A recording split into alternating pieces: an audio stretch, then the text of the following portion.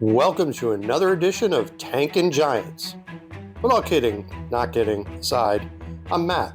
This is Not Just Giants, and today I'm here to preview this upcoming Giants commie sequel on Sunday in DC.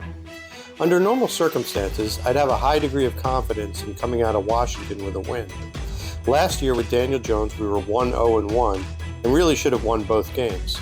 Kayvon and Dex were beasts not only in those games, but in this year's 14-7 win with Tyrod at quarterback.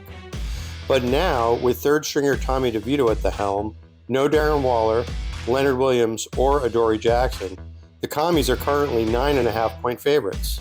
Welcome to the topsy-turvy world of NFL regular season football.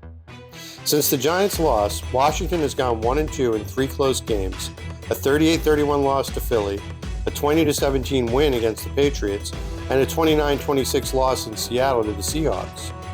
Quarterback Sam Howell has thrown for over 300 yards in each of those games, and the sack numbers are down, so it does appear they may have turned a corner on offense.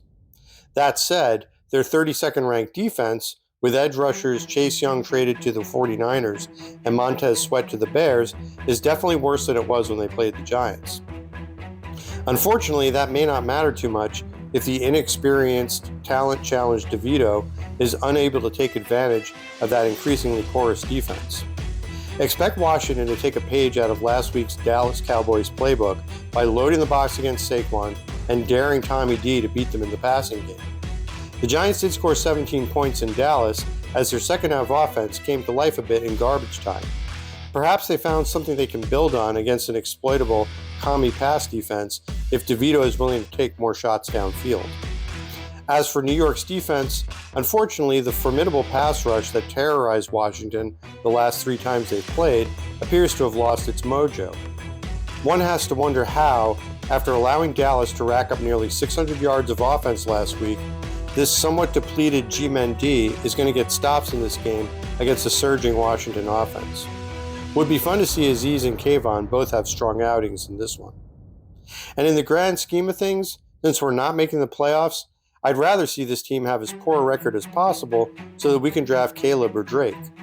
DJ is a great kid, and I'll root for him wherever he goes, but when there's little discernible difference in results between him and Tyrod has actually been better than DJ this year for a fraction of the price, then, multi-year contract notwithstanding, DJ is not the guy who can take the Giants to the promised land.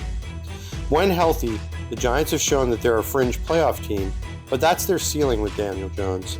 And since it's rare for Big Blue to find itself in the position to draft within the top 3, despite the smoke coming from Mara and his media friends, I'm confident Joe Schoen will either leave that draft with one of the 2 elite QB prospects, or he'll receive an offer he can't refuse from another team willing to sell him the farm in order to trade up.